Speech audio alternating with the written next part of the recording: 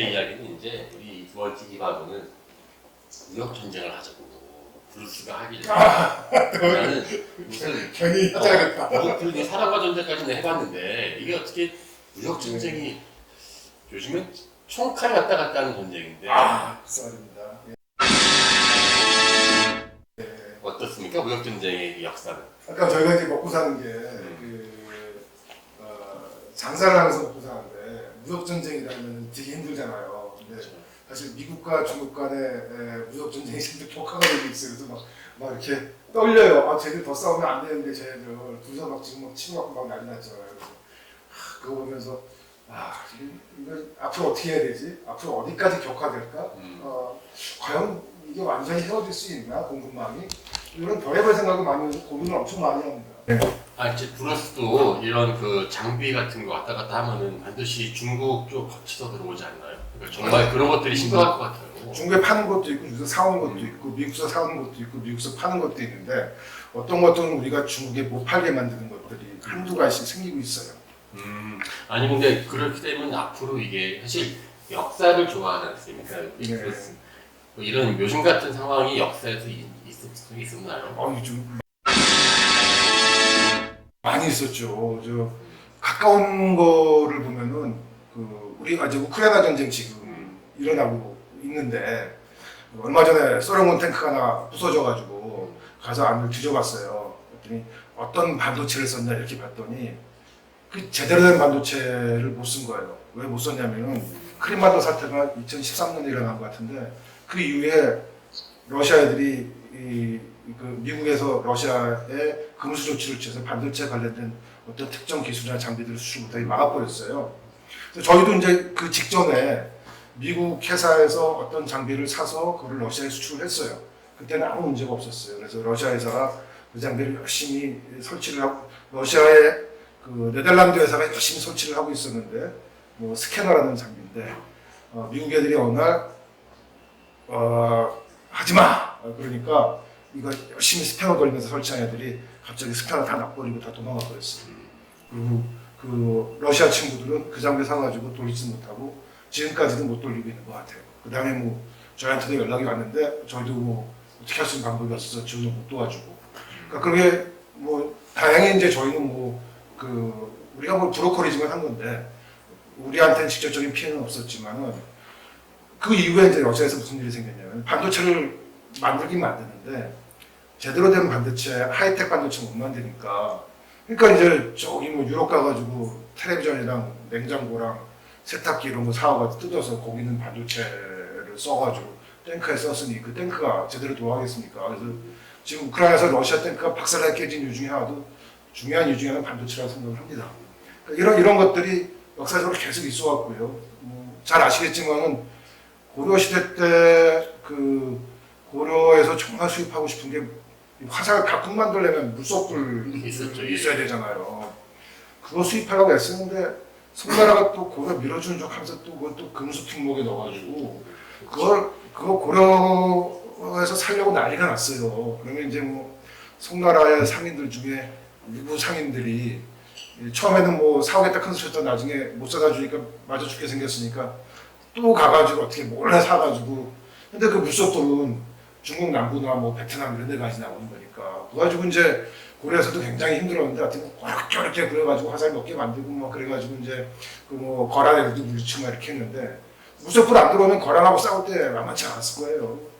그 비슷한 게 이제 뭐 기술도 있지만 근데 여진하고 조선하고 이제 왜 거래할 때 여진은 우리한테서 이제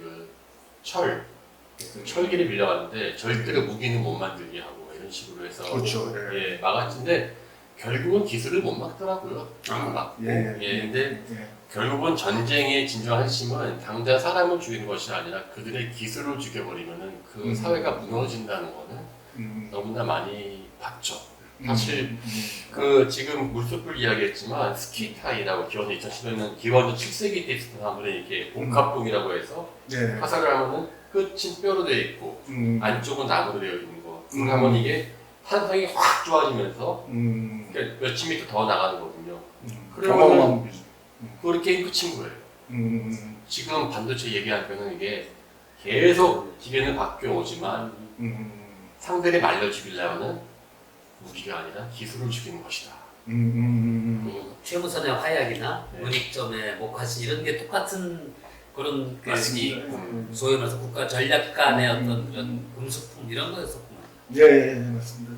비단 기술이 아마 저 중국에서 기본적으로 한 3,000년 전에 시작된다고 기억하는데 이게 저 서양까지 넘어가는데 몇 천 년 걸렸을 거예요. 제가 알기로는 3,000년 이상 걸린 거로 알고 있어요. 넘어가는 단계들이.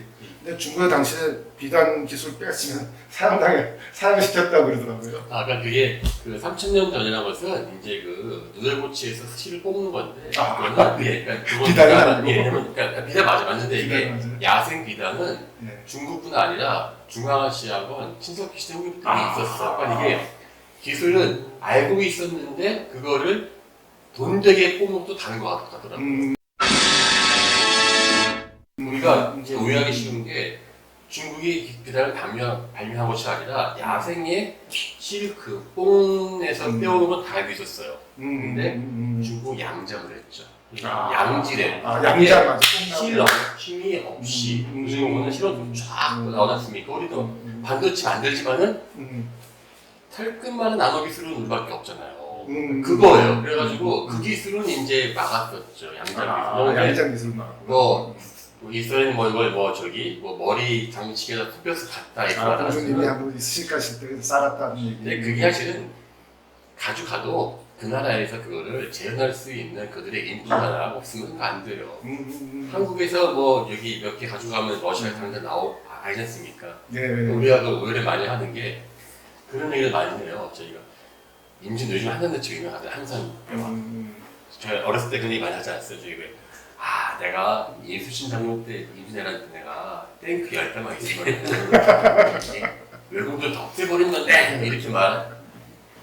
근데 그 말 하다 던지면 애들이 학생들한테 여기 그 다음 그 10대가 아니라 전투기 한 10대만 있으면 이기는 거 아닙니까? 제 답은 못 이긴다 이게. 왜 못 이긴다? 활주로가 없어서. 활주로하면 길을 어디서 뽑아요? 자기가 없어서. 상황이가 없고.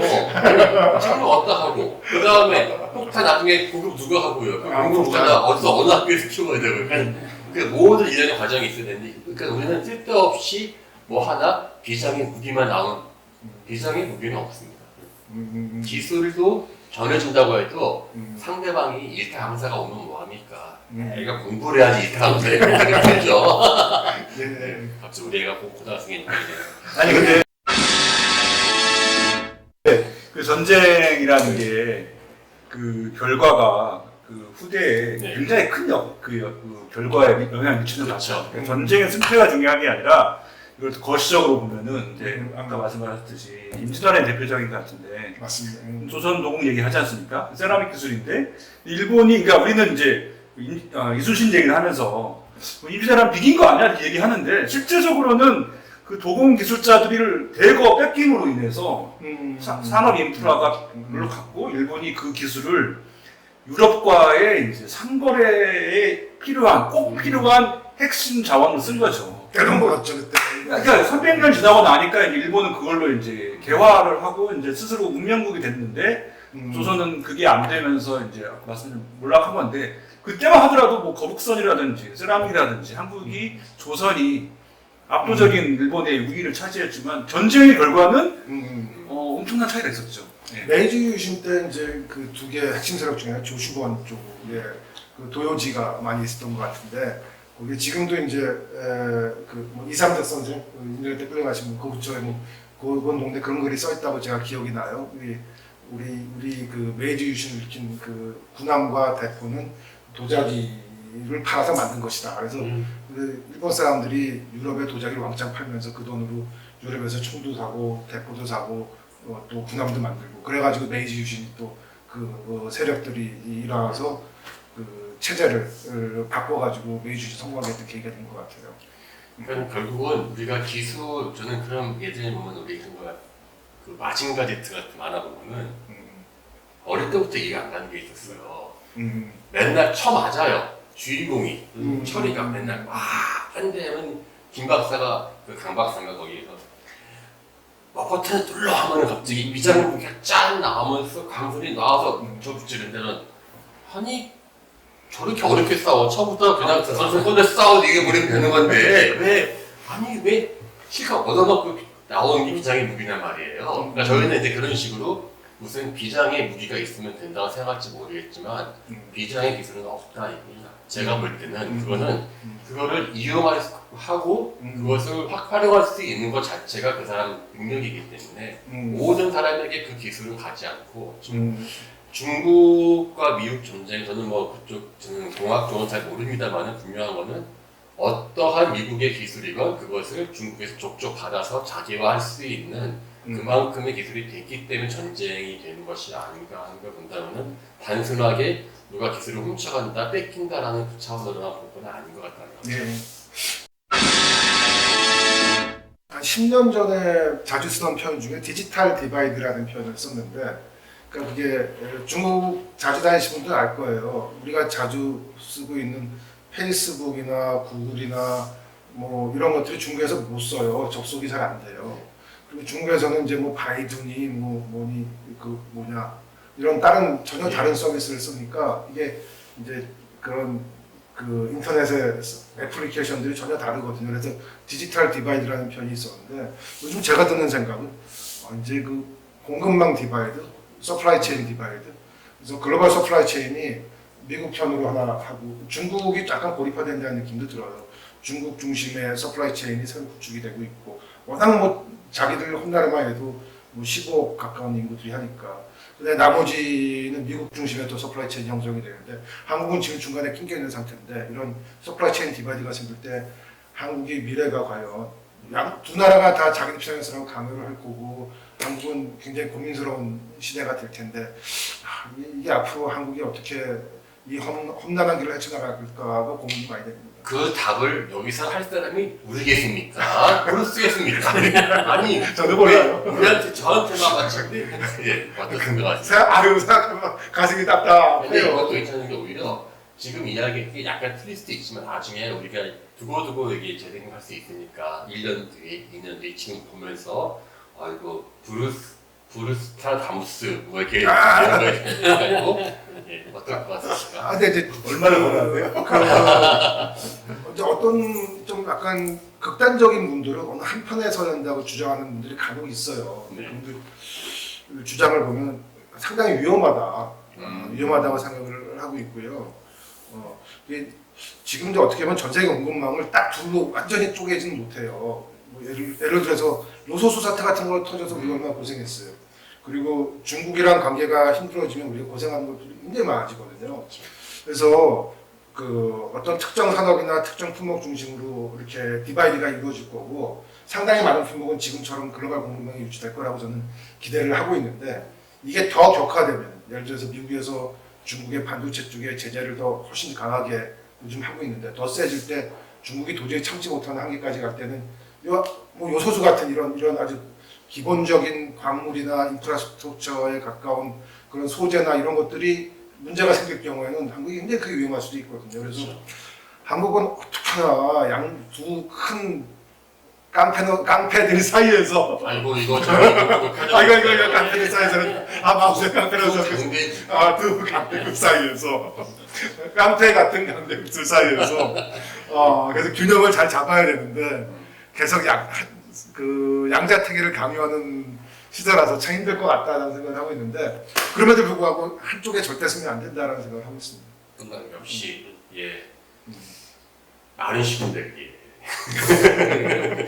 또 어차피 뭐그 지정학적인 걸로 얘기를 해도 반도잖아요. 반도. 예. 반이 섬이고 예. 나머지 반은 대륙에 있고 이거 우리 운명이니까 예. 뭐 심하게 얘기하면 처음부터 그랬어 이렇게 얘기할 수 있죠. 우리 예. 운명 우리가 반도라서 반도체가 잘 되는 거 아이도 왜 이러십니까?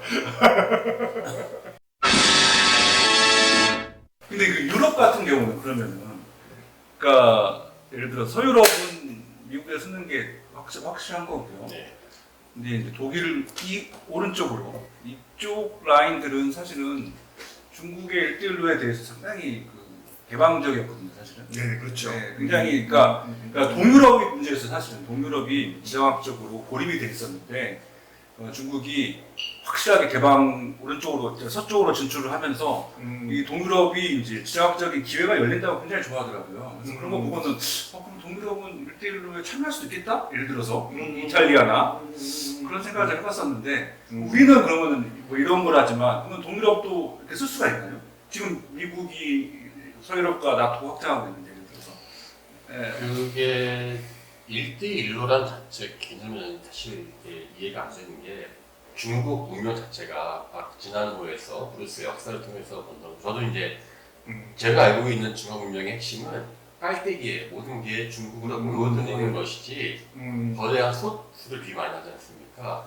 중국이라는 솥에 끓이는 것이지 타방에 퍼주는 문화가 절대 아닙니다. 중국은. 맞습니다. 지난 5,000년간 그런 적이 없는데 갑자기 달라질 거라 생각 안 하는데 1대1로라고는 마치 펌프질을 하면 중국에서 토끼 삥 돌아 전 세계에 돈다는 건데 그런 식의 실험을 해본 적이 없고 저는 과연 저게 뭘까? 근데 결국 다시 깔때기처럼 다시 확 모여드는 그러니까 중국이란 걸 확장을 시키지 중국에 돌린 게 아니었다는 거예요. 중국이란 그 중화라는 세계를 전 세계로 확장시키는 개념 그런 느낌이 들어요. 그렇기 때문에 그러니까는 그 서유럽에 대한 일종의 반발 심리로서 이 내륙로를 지지하는 사람들이 그거를 따라가긴 했었는데 역시 저는 고기도 먹어본 데는 잘 먹는데 중국은 이렇게 해본 적이 없는 나라라는 생각이 좀 들었었어요. 그 1대1로라는 게 뭐 말하자면 그 유라시아의 실크로드하고 동남아시아를 지나가는 그 해양의 수잖아요. 이제 중국이 뭐 저렇게 얘기하는 거 누구든지 뭐 자기가 그렇게 얘기한다고 치고 그러면 우리도 그 해양의 길을 가서 한번 우리가 확인해 보죠. 내년 1월에 그 말라카예요. 거기가 딱 중심이니까. 그렇습니까? 정어가 서쪽으로 갔을 때의 그 중간 거점이 말라카 항이었고 포르투갈이 이렇게 왔을 때도 지나갔던 데가 아까도 그러니까 내년 1월에 그냥 좀 말라카에서 아수라 공작단을 우리 아수라 공작단은 다음번에 옵시가 우리가 이제 1월 달에 반팔 입고 나와서 이제 바닷바람 쐬면서 할 수도 있습니다. 예.